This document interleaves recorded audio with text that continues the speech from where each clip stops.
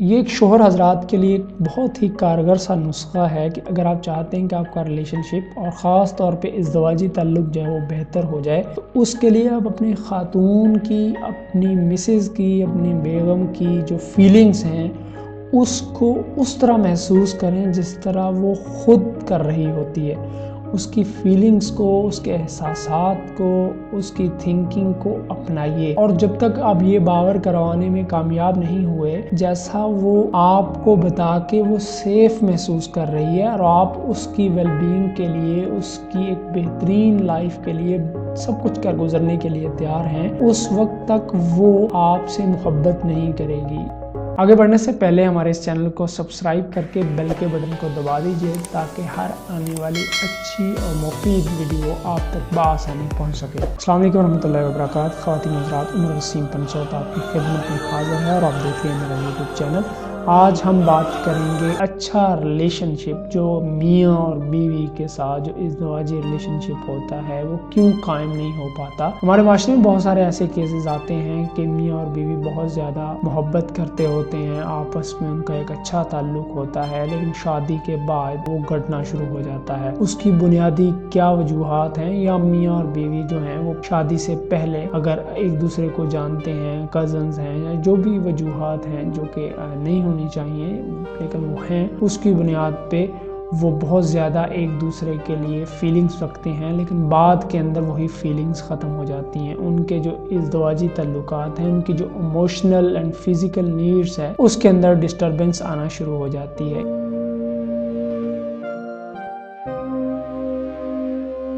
मियाँ चाहता है कि वो अपनी बीवी का मुंह ना देखे और वो उसके करीब ना जाए या उसके साथ वक्त स्पेंड ना करे।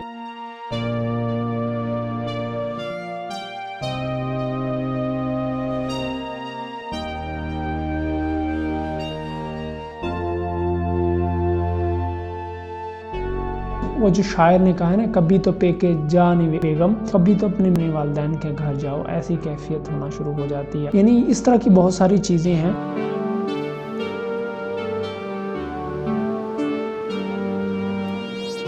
होता तो इंसान के रिलेशनशिप के अंदर उसकी बहनें भी होती हैं, वालदा भी होती है और भी खालाएँ हैं, फूफियाँ हैं, लेकिन इस रिलेशनशिप के अंदर उसको समझ नहीं आती मर्द को कि हो क्या रहा है। होता ये है कि वो जो मर्द चाह रहा होता है जैसे, और जो वो खातून को देना चाह रहा होता है, जो यानी जिस अंदाज में देना चाह रहा है वो गलत महसूस कर रहा होता है, वो उस अंदाज में लेना नहीं चाह रहे होते। यानी अगर आपकी कोई ख्वाहिश है और आप चाहते हैं कि मेरी ख्वाहिश की तरह ही खातून की ख्वाहिश होगी, तो ऐसे नहीं होता।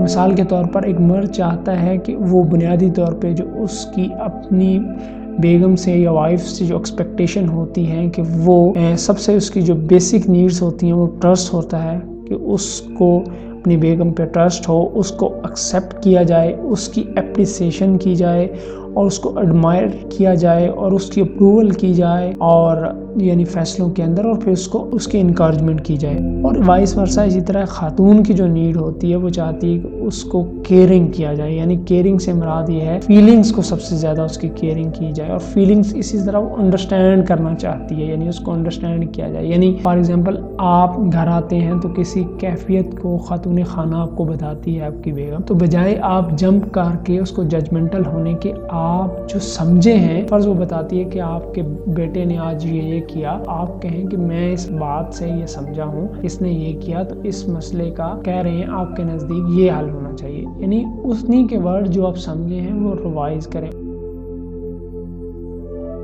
अगर आपकी आवाज़ या टोन ऊंची होती है तो उसके नतीजे में वो मिसकम्फर्ट हो जाएगी। जब वो मिसकम्फर्ट होगी तो उसका आपके साथ ट्रस्ट कायम नहीं रह सकेगा। जब उसका ट्रस्ट कायम नहीं रह सकेगा तो उसका आपके साथ बिलीव नहीं रहेगा। बिलीव जब आप पे नहीं रहेगा तो उसका रिलेशनशिप आपके साथ स्ट्रॉन्ग नहीं होगा, वो उस तरह से बाउंड नहीं होगा, बल्कि वो कमज़ोर होता जाएगा और वो उसके नतीजे में आपके साथ एक अच्छे रिलेशनशिप में नहीं आ सकेगी। तो यानी ये एक छोटी सी एग्जांपल है। इसी तरह वो चाहती है कि उसको रिस्पेक्ट दी जाए, यानी उसकी राय भी अगर आप उसको इग्नोर कर रहे हैं या उसको उस अंदाज में नहीं ले रहे, यानी अगर आपने उसको नहीं भी लेना तो उसको समझाकर फिर उसको छोड़ें। यानी इस तरह की चीज़ों में वो रिस्पेक्ट चाह रही होती है, फिर वो डिवोशन चाह रही होती है, फिर हर चीज़ के अंदर वो वैलिडेशन चाह रही होती है कि अगर वो खाना बनाती है आपके लिए कोई काम करती है तो उसको वैलिडिटी दी जाए। फिर इसी तरह वो रीअश्योरेंस चाह रही होती है।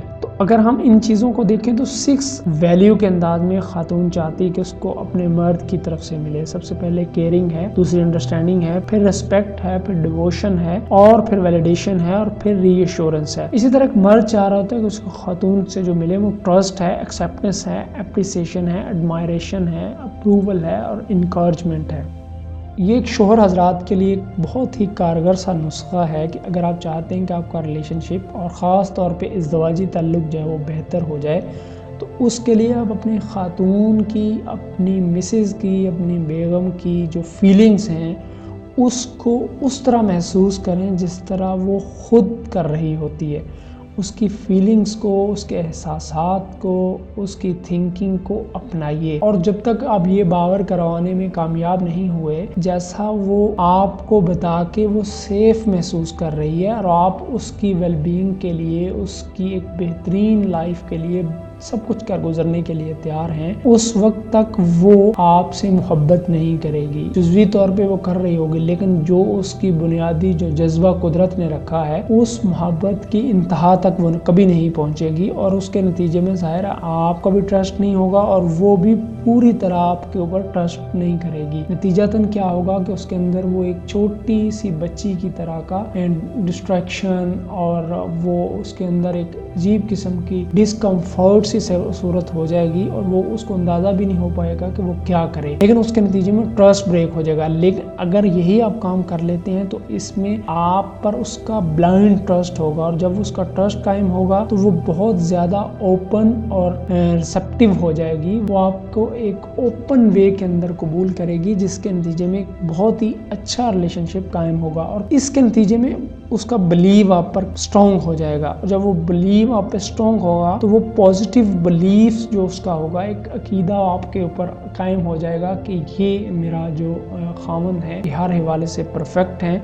फिर वो आपको हर चीज़ देने के लिए तैयार हो जाएगी। तो ये एक नेचुरल प्रोसेस है, अगर आप इसको फॉलो नहीं करेंगे, यानी एक छोटी सी चीज़ से शुरू होता है जो हम अपनी अमूमन लाइफ के अंदर इग्नोर कर देते हैं, और ये इसको अगर आप अच्छे अंदाज में नहीं देंगे तो जाहिर है उसके नतीजे में ये वाला रिलेशनशिप जो है वो एक अच्छा और बेहतर और पॉजिटिव वे के अंदर कायम नहीं हो पाएगा, जिसकी वजह से जाहिर है आपके बच्चों पर, आपकी दीगर फैमिली पर और आने वाली नस्ल पर जाहिर है इसका अच्छा खासा असर पड़ता है। इसी तरह जो कहा जाता है ना कि एक कामयाब मर्द के पीछे एक औरत का हाथ होता है, आल्दो इस पे बहुत सारे लताइफ भी बने हुए हैं, लेकिन हकीकत में तक एक मर्द को कर्ज की सूरत में और एक होप की सूरत में उसकी वाइफ उसको नहीं देती, उस वक्त तक वो एक मजबूत करैक्टर नहीं बन सकता। यानी उसको ट्रस्ट और एक्सेप्टेंस चाहिए होती है, एप्रिसिएशन और एडमायरेशन और अप्रूवल जो ज़ाहिर है वो ये सारी चीज़ें उसको अपनी वाइफ की तरफ से चाहिए होती हैं। जब तक वाइफ ये नहीं देती तो वो अंदर से कमज़ोर और बोधा सा होना शुरू हो जाता है, और जब वो कमज़ोर और बोधा सा होता है तो वाइस वर्सा ज़ाहिर है वो अपनी